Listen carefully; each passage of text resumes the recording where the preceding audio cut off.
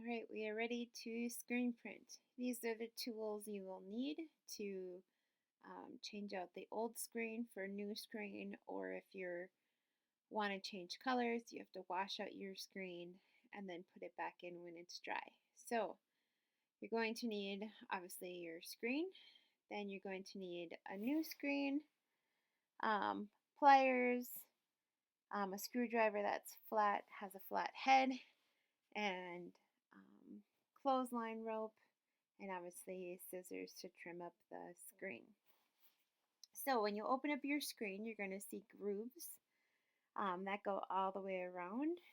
The first thing you're going to have to do is take out the old clothesline string so that you can replace it. It's pretty self-explanatory here. You just use the pliers to pull out the old clothesline.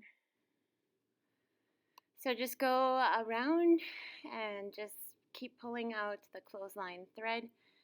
I like to choke up after a while and put the pliers closer to the board to get a better pull. At this point, if you are starting with an old screen, you just need to save that, put it in my office, you'll see the pile.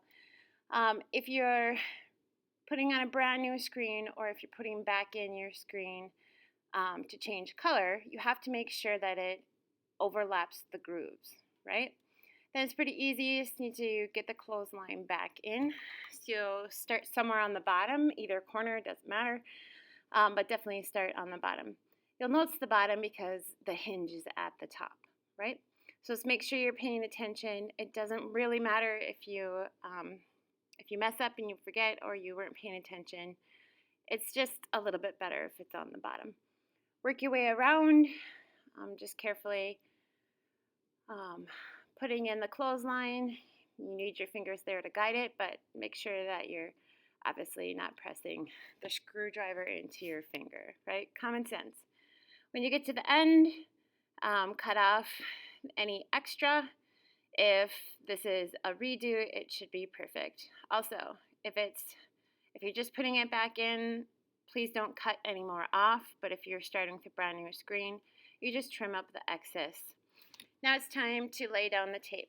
You're going to lay down the tape in the inside, make it a little longer so it sits on the wood.